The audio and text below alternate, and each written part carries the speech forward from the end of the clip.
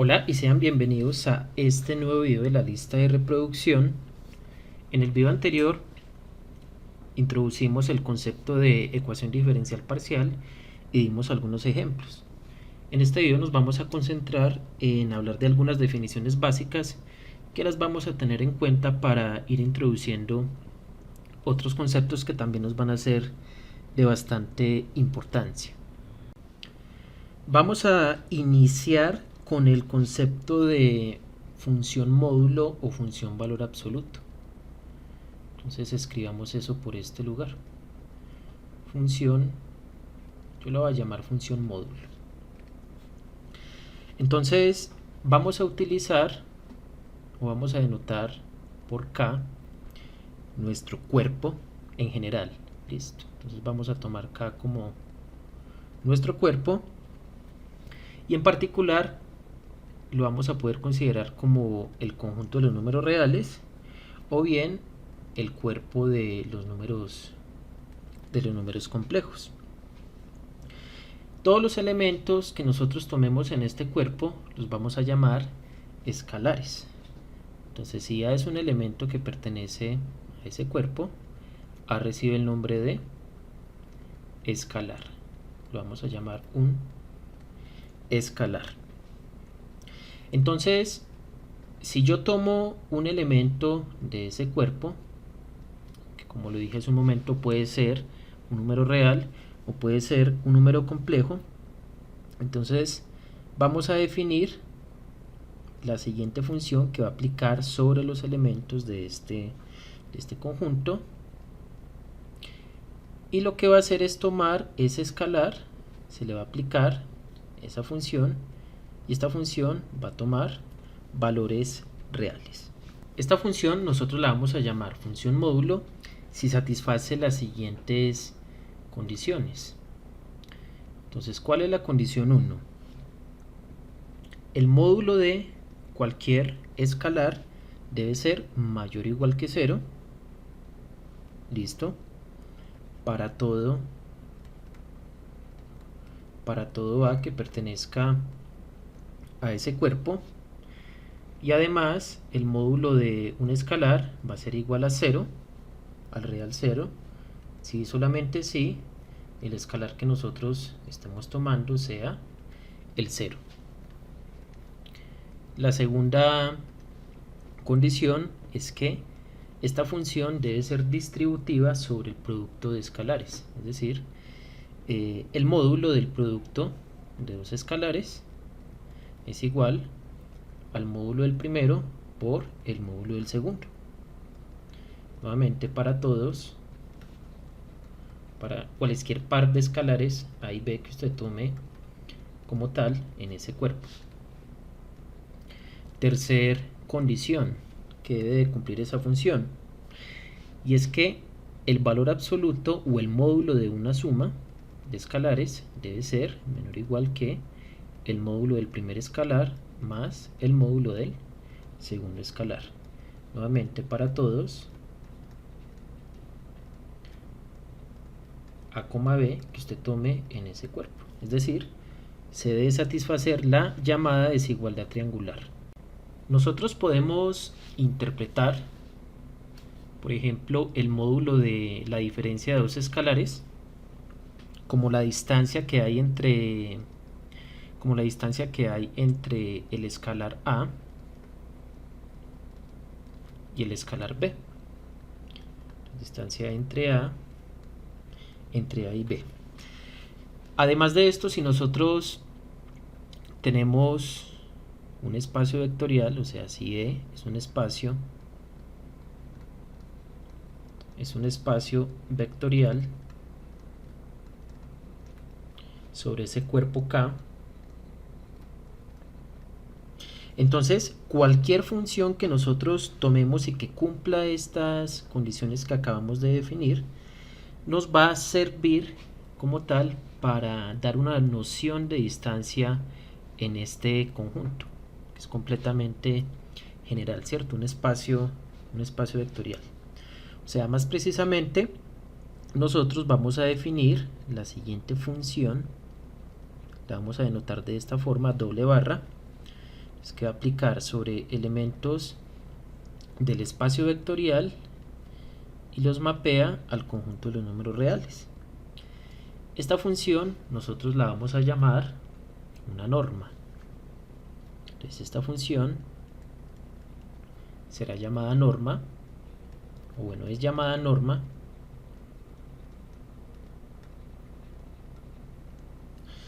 si satisface básicamente las siguientes condiciones o axiomas. Listo. Van a ser muy similares a estos axiomas que nosotros trabajábamos aquí al definir la función módulo.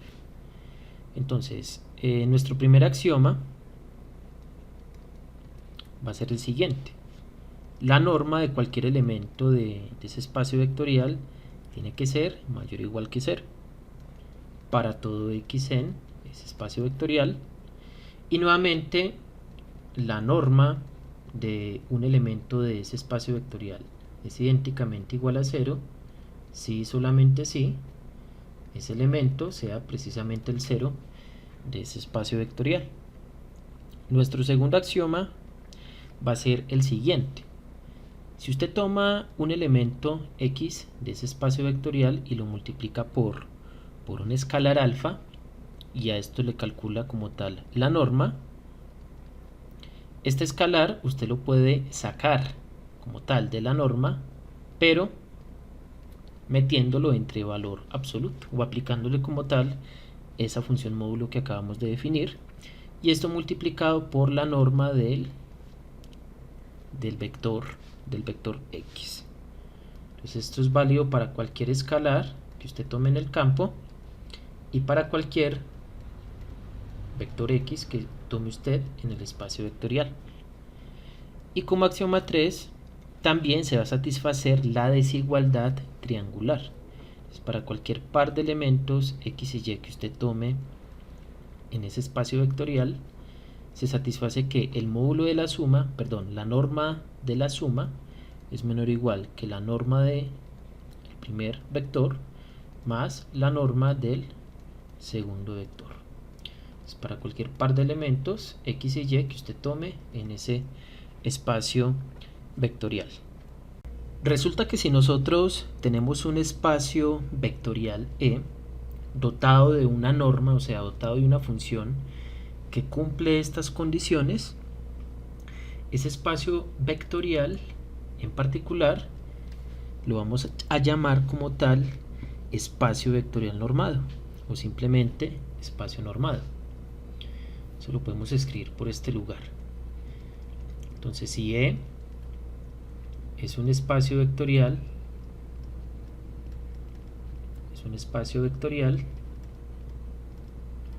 sobre un cuerpo K, o un campo K, y existe una función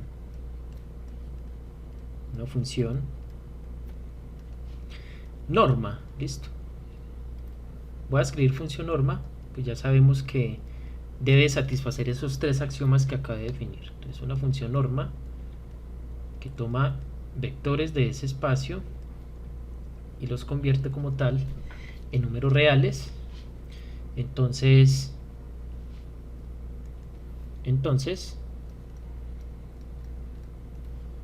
ese era llamado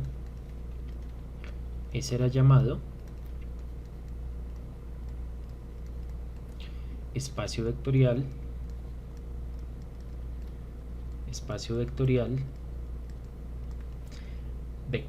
normado, o simplemente espacio normado. Y además de esto, un espacio, cuando es normado, un espacio vectorial normado, resulta ser también un espacio métrico. Y la métrica precisamente la definiremos a partir de esta norma. Listo. ¿Cuál va a ser esa métrica? Entonces, ahí es donde vamos a definir nosotros esa noción de distancia. Entonces, la distancia de cualquier par de elementos x y y pertenecientes a ese espacio vectorial la vamos a definir como la norma de la diferencia entre esos vectores. Y esta va a ser la métrica, esta será la métrica inducida por esta norma. Es por la norma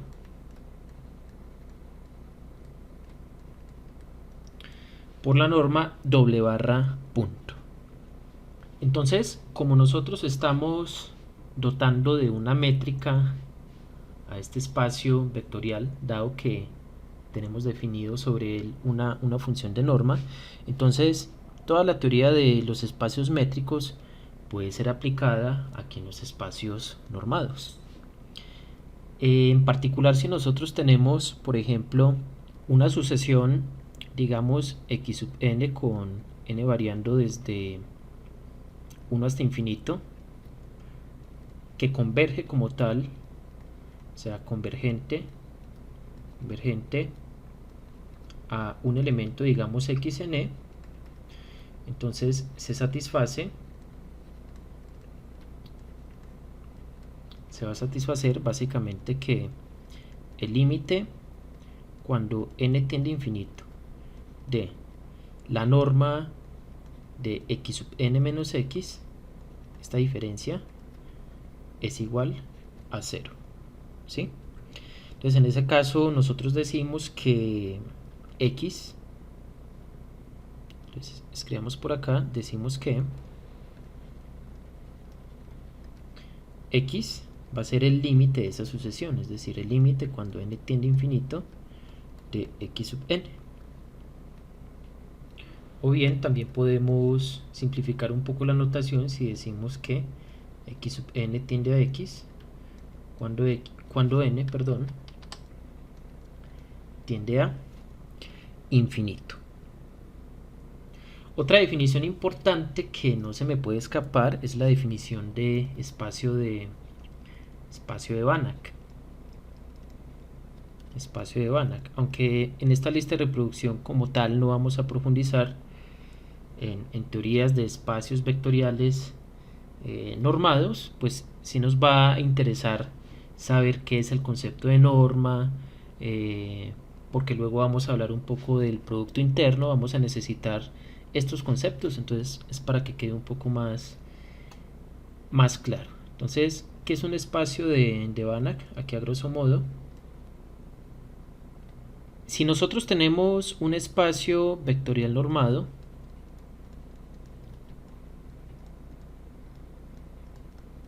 entonces nosotros diremos que, escribámoslo por acá, entonces vamos a decir que E es un espacio de Banach, es de Banach. Básicamente, si este es completo, o sea, si E es completo, si es completo con la métrica inducida por esta norma que nosotros hemos definido, con la métrica inducida por esta norma.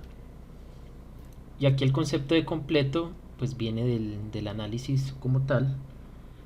Recordemos que un espacio métrico es completo si solamente si toda sucesión de Cauchy es convergente. ¿Listo? Y aquí se requiere que cualquier sucesión de Cauchy que usted tome en ese espacio converja con bajo esta norma. Entonces, en ese caso, estamos en presencia de un espacio de Banach. Bien, pasemos ahora con la siguiente definición. De los cursos de cálculo y geometría analítica o álgebra lineal, nosotros hemos trabajado con el producto interno, ¿cierto? Ese va a ser el siguiente concepto a definir y a generalizarlo un poco más. Entonces escribamos por acá producto interno. Entonces, ¿cuál sería el producto interno usual en Rn? El que casi todos conocen, ¿no? Entonces lo vamos a definir, o se define básicamente como esta aplicación que como tal toma elementos de Rn cruz Rn y los mapea en R a través de la siguiente relación. Entonces aquí tenemos una pareja x, y con x en Rn, y en Rn, y entonces se define el producto interno de x, y simplemente como la sumatoria, digamos desde j igual 1 hasta n de el producto de la componente j décima del vector x por la componente yj décima del vector y. Entonces siendo x, por ejemplo este vector, digamos de n componentes, x1, x2, puntos suspensivos, xn, y siendo y un vector de n componentes también, y1, y2, puntos suspensivos, yn. Entonces esta es una herramienta muy esencial, ¿cierto?, para algunas construcciones en el álgebra lineal. Y también sabemos que a partir de este producto interno que nosotros definimos allí en Rn, nosotros definimos a través de él, podemos definir a través de él una norma, ¿sí? Entonces la norma de cualquier vector, si consideramos a Rn como espacio vectorial, entonces sobre este nosotros definimos la norma de cualquier vector. De hecho, la norma 2 como la raíz cuadrada de el producto interno del vector consigo mismo, que es básicamente la distancia euclidiana, ¿cierto? Sería la raíz cuadrada de la sumatoria desde j igual 1 hasta n de x sub j elevado al cuadrado, cada una de las componentes del vector x elevado al cuadrado. Bien, ahora sí podemos pasar y estudiar como tal la definición general de lo que es un espacio con producto interno. Entonces vamos a tomar un espacio vectorial E, entonces sea E un espacio vectorial,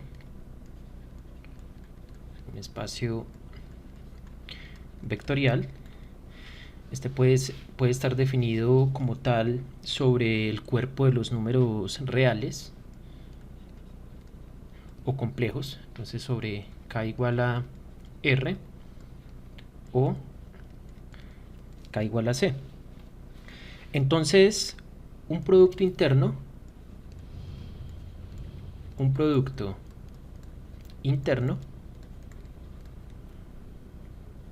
definido como tal en este espacio es básicamente es una aplicación que la vamos a definir de la siguiente manera. Entonces utilizamos la notación de corchetes angulares, y esta función va a ser una aplicación que va a tomar elementos de el producto cartesiano entre E cruz C y va a producir un valor en el campo. Entonces de tal manera tomo una pareja de vectores x, y y produzco un escalar. Entonces ¿cómo es que lo definimos? El producto interno del vector x con el vector y. Entonces esta aplicación va a satisfacer las siguientes propiedades. ¿Listo? Entonces escribámoslo por acá. Tal que para cualquier x, x1, x2, y en ese espacio vectorial y un escalar, digamos lambda, en el cuerpo K, entonces se tiene lo siguiente. Entonces el primer axioma, la primera propiedad que debe cumplir esta aplicación es la siguiente. Entonces cuando usted tenga como tal una suma, digamos, de dos vectores x1 más x2 y realice el producto interno entre esta suma con cierto vector y, entonces podemos distribuir este producto interno. Esto nos daría el producto interno de x1 con y más el producto interno de el vector x2 con el vector y. La segunda propiedad sería la siguiente. Entonces, en general, cuando usted tenga, por ejemplo, un vector x multiplicado por un escalar lambda y realice el producto interno con respecto a otro vector, digamos y, este escalar lambda puede salir del producto interno. Esto sería lambda veces que multiplica al producto interno del vector x con el vector y. Ese sería nuestro segundo axioma. El tercer axioma sería el siguiente. El producto interno del vector x con el vector y es lo mismo que el producto interno del vector y con el vector x, pero aplicando la conjugada. Listo. Esto es importante que se satisfaga. O sea, no podemos decir simplemente en general que nosotros vamos a poder conmutar x con y. Sí se puede conmutar, pero aplicando la operación de conjugación. Perdón, esta sería la propiedad 3. Ahora pasemos a la propiedad 4, el axioma 4 que se debe cumplir. Entonces, para todo vector diferente de 0 que usted tome, el producto interno del vector x con el vector x, o sea, con el mismo, es un número real estrictamente mayor que 0, o sea, positivo. ¿Listo?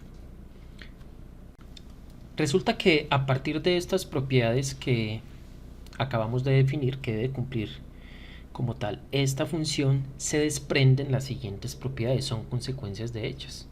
Entonces, nuevamente, para cualquier x, x1, x2, y vectores que usted tome en ese espacio vectorial, se van a satisfacer las siguientes propiedades. Entonces escribo por acá consecuencias. Entonces sería la quinta. Esta ya es una consecuencia, por eso es que no se define como axioma.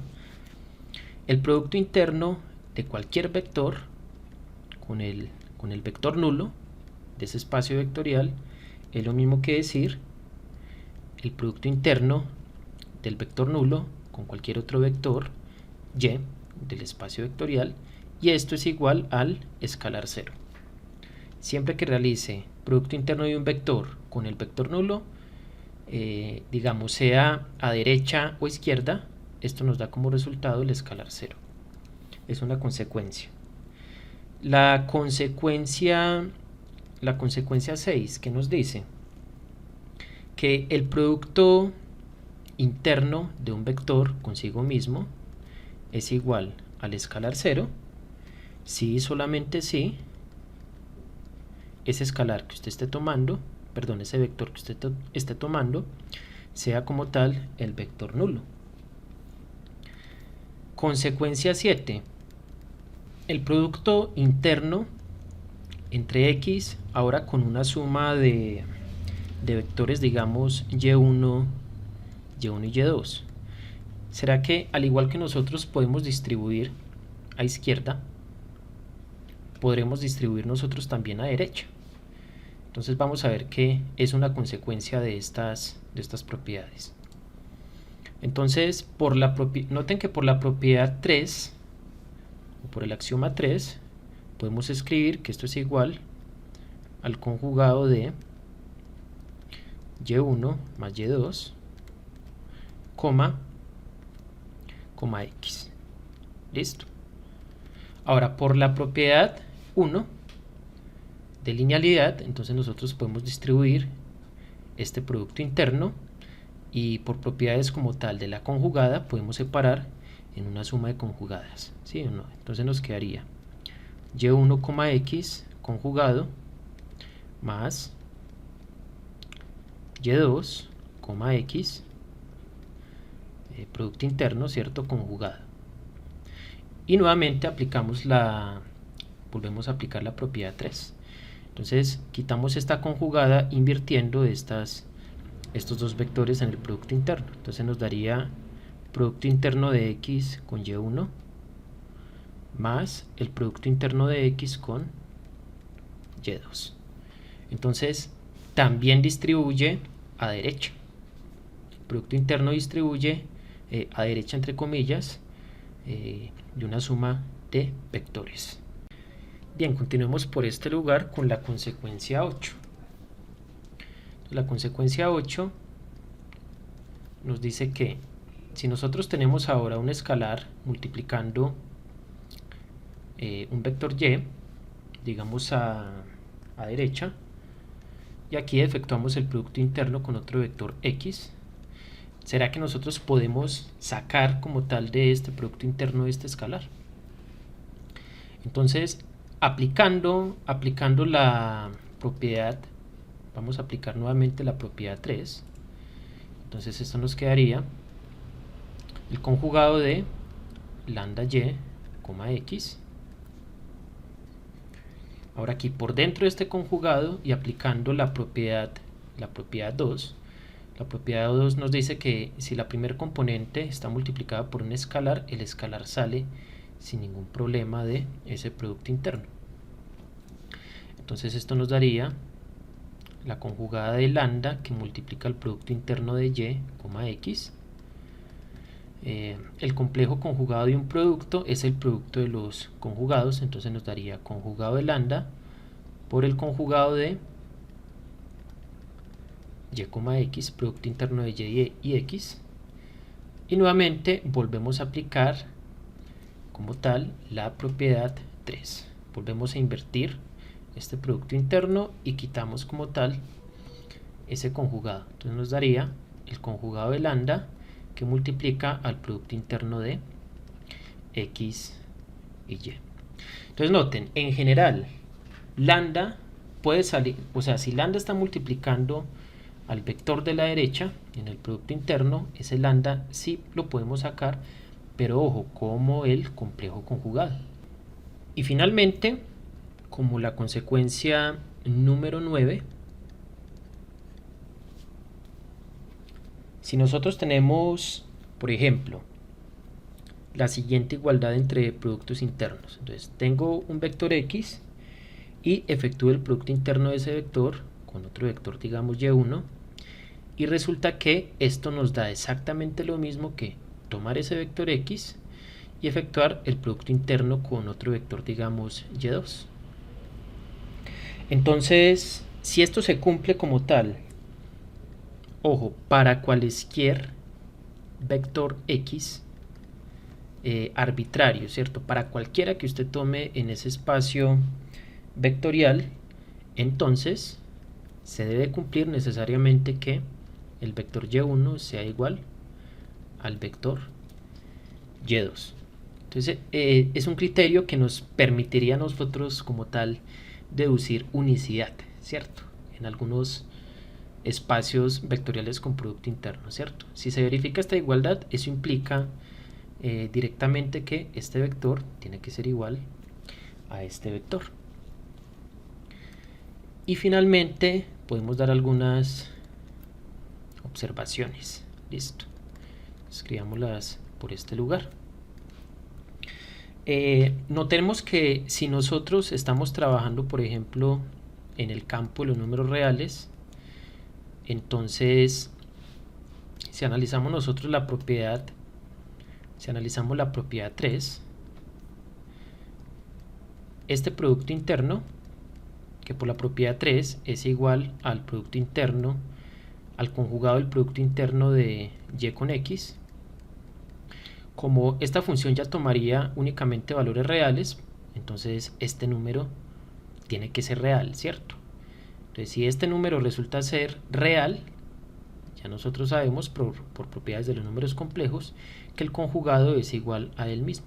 Entonces este conjugado sería igual a el producto interno de y con x. ¿Listo? Y por otro lado, si nosotros nos fijamos ahora en la propiedad 2 y como tal en la consecuencia 8, ¿qué es lo que tendríamos?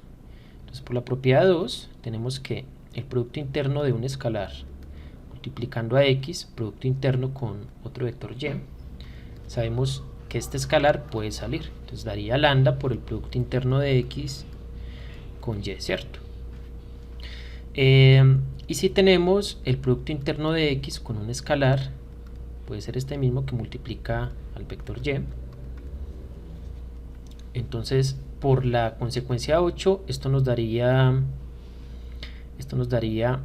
el conjugado de ¿qué? De lambda.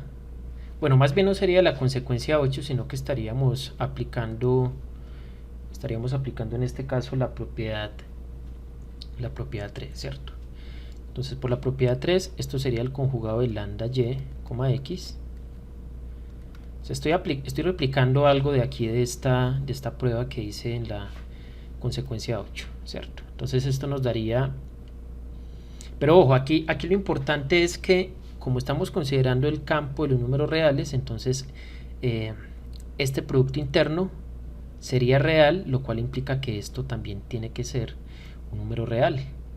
Entonces esto es igual a lambda por y, producto interno con x, y aquí podemos nuevamente sacar el escalar lambda, sigamos por este lugar, lambda producto interno de y con x, y por esta propiedad de acá, esta consecuencia, ¿cierto? Esto es lo mismo que decir lambda que multiplica a x y y. Todo esto ocurre si consideramos entonces como campo el conjunto de los números reales. En este caso también se dice que cuando el campo es el conjunto de los números reales, el producto interno,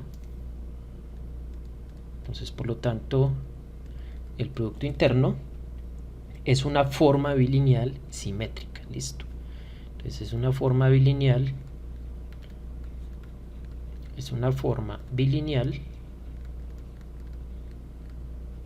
simétrica. Pero ojo, si el campo, lo repito nuevamente, si el campo se toma como el conjunto de los números reales. Ahora sí, podemos dar la definición. Entonces, si nosotros tenemos la pareja, digamos E, el espacio vectorial dotado ya de un producto interno, pues entonces este espacio lo llamaremos espacio con producto interno. Entonces es llamado espacio con producto interno o espacio de producto interno. Espacio con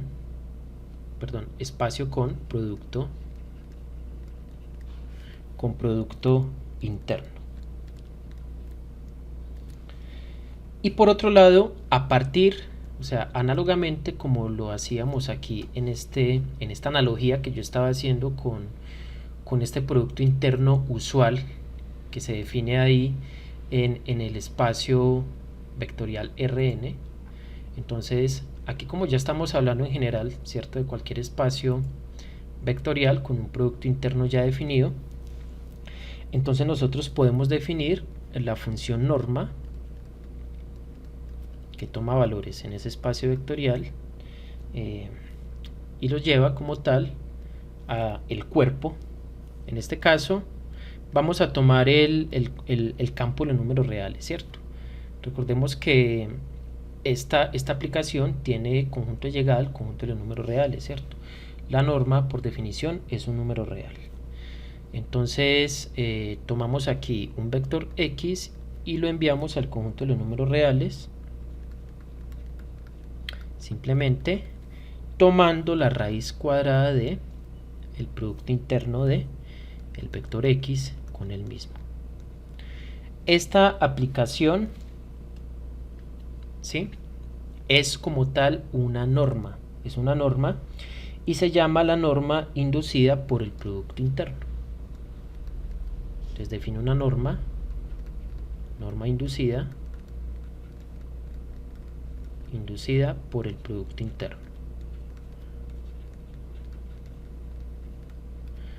O sea que siempre que usted tenga sobre un espacio vectorial definido un producto interno, a partir de él usted puede inducir una norma, ¿cierto? Una noción de distancia.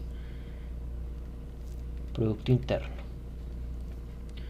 Listo. Por el producto interno, corchetes angulares, corchete angular, listo. Ahí lo tendríamos. Y bien, en este punto ustedes podrían preguntarse, y listo, ¿cómo podemos nosotros verificar que de hecho esta raíz cuadrada de este producto interno sí induce una norma? Para poder probar que en realidad sí es una norma, pues se debería de verificar que se satisfacen las propiedades o los axiomas que debe de cumplir precisamente una norma, ¿cierto? Que sea mayor o igual que 0, que sea 0 la norma de un vector, solamente si ese vector es el vector nulo. Se debe satisfacer como tal esta propiedad y se debe cumplir la desigualdad triangular. Entonces la verificación del axioma 1 y el axioma 2 salen básicamente por la definición de producto interno y de las propiedades que satisface, pero la única, digamos, quizás un poco complicada de probar sería el axioma 3. Para poder verificar que se satisface la desigualdad triangular, es necesario hacer uso del siguiente resultado, que se llama como tal la desigualdad de Cauchy-Schwarz. ¿Listo? Entonces yo simplemente la voy a enunciar sin demostración, únicamente para verificar la propiedad 3, el axioma 3. Entonces, ¿qué nos dice la desigualdad? Desigualdad de Cauchy-Schwarz. Entonces la desigualdad de Cauchy-Schwarz nos dice que si es un espacio vectorial con producto interno, listo, entonces se satisface lo siguiente: el valor absoluto o el módulo del producto interno de cualquier par de vectores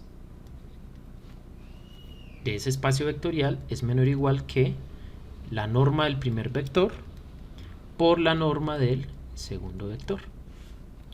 Esta es la famosa desigualdad de Cauchy-Schwarz. Y ahora sí, vamos a utilizar esa desigualdad con el fin de probar que esa norma satisface la desigualdad triangular.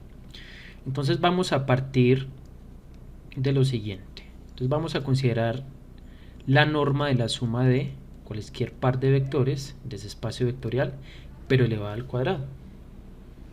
Entonces esto, por definición de esta función que acabamos nosotros de definir, vendría a ser igual a el producto interno de la suma del vector x con el vector y por el mismo, ¿cierto? Entonces suma el vector x con el vector y.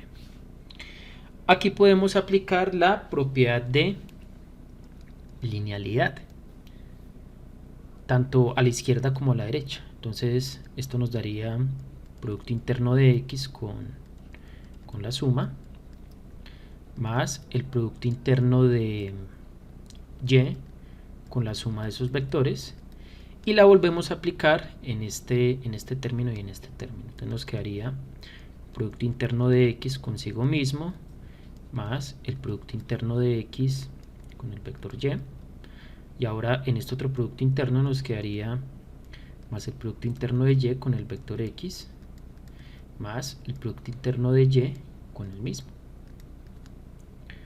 Entonces aquí esto nos daría como resultado la norma del vector x elevado al cuadrado más el producto interno de x con el vector y.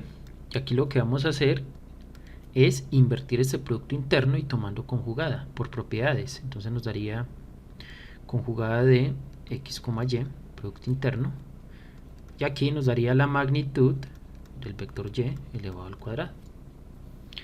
Aquí el truco que debemos de aplicar es el siguiente. Entonces, un poco de atención aquí. Esto es igual a ¿qué? la norma, perdón, del vector x al cuadrado. Entonces lo que voy a hacer aquí es multiplicar por 2 y dividir por 2. Entonces nos daría 2 veces el producto interno de x y y. Aquí nos quedaría el conjugado del producto interno de x y y. Y esto dividido entre 2 con el fin de no afectar la expresión.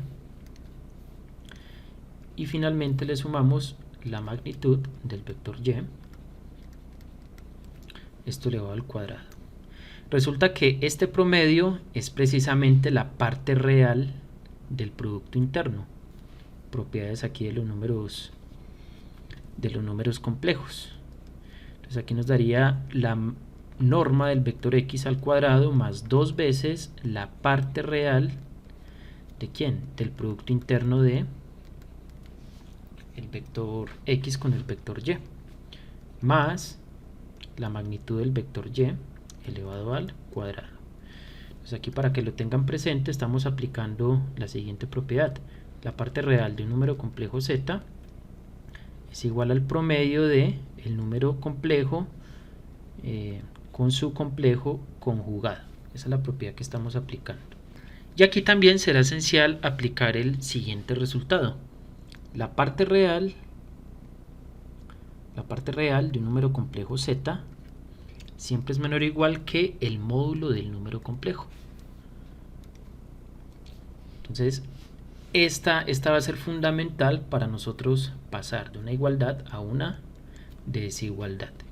Entonces aquí tendríamos menor o igual que el módulo de x, perdón, la norma de x elevado al cuadrado, más 2 veces el módulo de ¿qué? El módulo de este producto interno,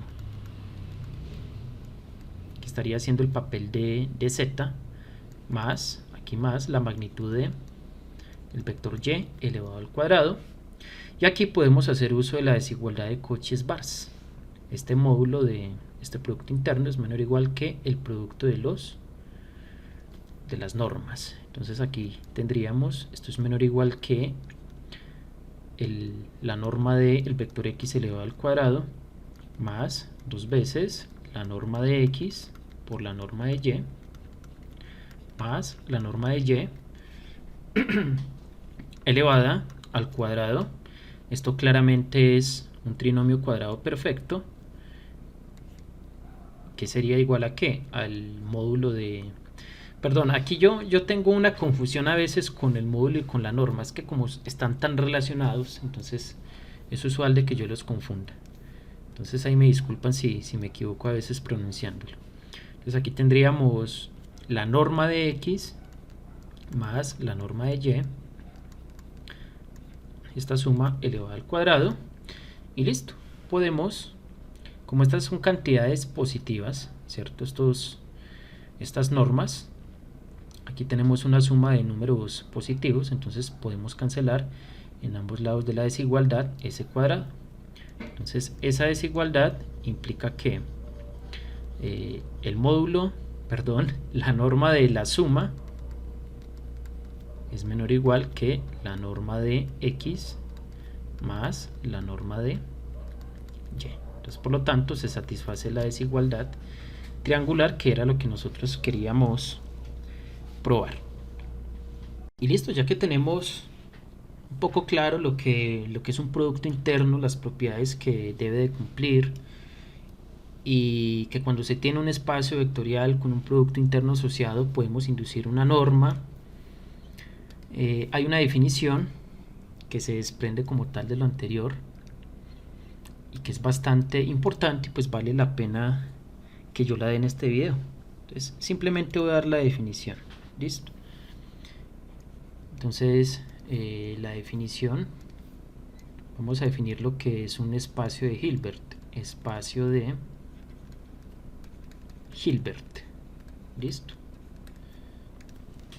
Digamos que es el hermanito de los espacios de Banach. Entonces escribámoslo por este lugar. Es un espacio con producto interno,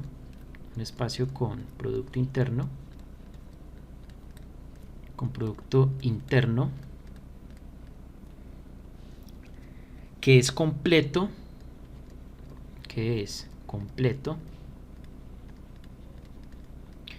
con la norma inducida precisamente por ese producto interno. Entonces, con la norma inducida por ese producto interno, es llamado, o será llamado, espacio de Hilbert. Espacio de Hilbert. Esa sería la definición precisa y matemática de lo que es un espacio de Hilbert. Y además de esto, o bueno, en particular,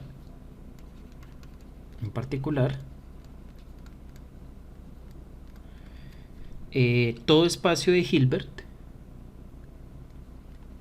entonces un espacio de Hilbert es un espacio de Banach,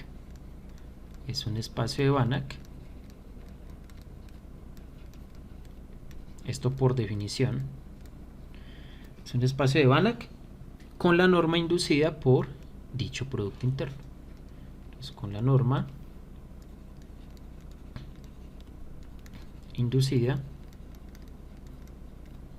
por dicho producto interno. Bien, con esta definición yo voy a cerrar lo que quería hablar en este video.